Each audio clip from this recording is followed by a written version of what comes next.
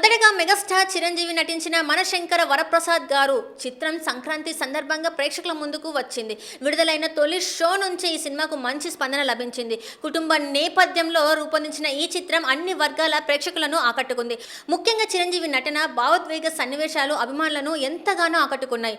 పండుగ సీజన్లో విడుదలైన ఈ సినిమా బాక్సాఫీస్ వద్ద అద్భుతమైన వసూళ్లు నమోదు చేసి దేశ విదేశాల్లో మంచి ఆదరణ దక్కించుకున్న ఈ చిత్రం భారీ కలెక్షన్లను సాధించి ఈ ఏడాదిలో అత్యధిక వసూళ్లు సాధించిన దక్షిణాది చిత్రాలలో ఒకటిగా నిలిచింది. దీంతో మెగా అభిమానులు ఆనందంలో మునిగిపోయారు. అయితే మెగాస్టార్ విజయోత్సవం కొనసాగుతుండగానే కొద్ది నెలల్లో తర్వాత రామ్ చరణ్ కూడా మరో భారీ విజయాన్ని తన ఖాతాలో వేసుకున్నారు. దర్శకుడు బుచ్చిబాబు తెరకెక్కించిన పెద్ద సినిమా విడుదలకు ముందే భారీ అంచనాలను సృష్టించింది.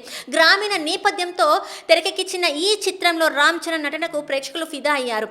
ముఖ్యంగా కథలోని భావోద్వేగాలు, యాక్షన్ సన్నివేశాలు, సంగీతం ప్రేక్షకులను బాగా ఆకట్టుకున్నాయి. సినిమా విడుదలైన తర్వాత అన్ని ప్రాంతాల నుంచి అద్భుతమైన స్పందన లభించింది.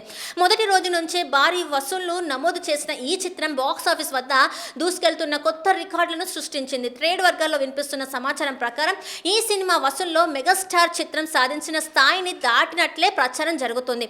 ఇలా తండ్రి సాధించిన విజయాన్ని కుమారుడు మరింత ముందుకు తీసుకెళ్లడం అభిమానులకు డబుల్ సెలబ్రేషన్గా మారింది. ఒకే కుటుంబానికి చెందిన ఇద్దరు హీరోలు ఒకే ఏడాదిలో దక్షిణాది బాక్సాఫీస్లో అగ్రస్థానంలో నిలవడం నిజంగా అరుదైన ఘట్టంగా చెప్పుకోవచ్చు. సినీ పరిశ్రమలో చరిత్రను పరిశీలిస్తే ఇలాంటి సంఘటనలు చాలా తక్కువగా కనిపిస్తాయని విశ్లేషకులు చెప్తున్నారు. ఎందుకంటే ఒక హీరో విజయం సాధించడం సాధారణ విషయమే అయినా అదే సమయంలో తండ్రి, కుమారుడు ఇద్దరు భారీ విజయాలను నమోదు చేయడం ప్రత్యేకంగా చెప్పుకోవాల్సిన విషయమని అంటున్నారు. ఈ విజయాలు కేవలం మెగా కుటుంబానికే పరిమితం కాలేదు, థియేటర్స్కి, పంపిణీదారులకు కూడా కొత్త ఆశలు తీసుకువచ్చాయి సినీ వర్గాలు చెప్తున్నాయి. ముఖ్యంగా కొన్ని సినిమాలు ఆశించిన స్థాయిలో రాణించని సమయంలో ఈ రెండు చిత్రాలు ప్రేక్షకులను థియేటర్స్కి తీసుకురావడంలో కీలక పాత్ర పోషించాయని భావిస్తున్నారు. మెగాస్టార్ చిరంజీవి తన కెరియర్లో ఎన్నో విజయాలు అందుకున్నప్పటికీ ఇప్పుడు తన కుమారుడు రామ్ చరణ్ కూడా అదే స్థాయిలో విజయ పదంలో దూసుకుపోవడం అభిమానులను మరింత ఆనందానికి గురిచేస్తున్నాయి.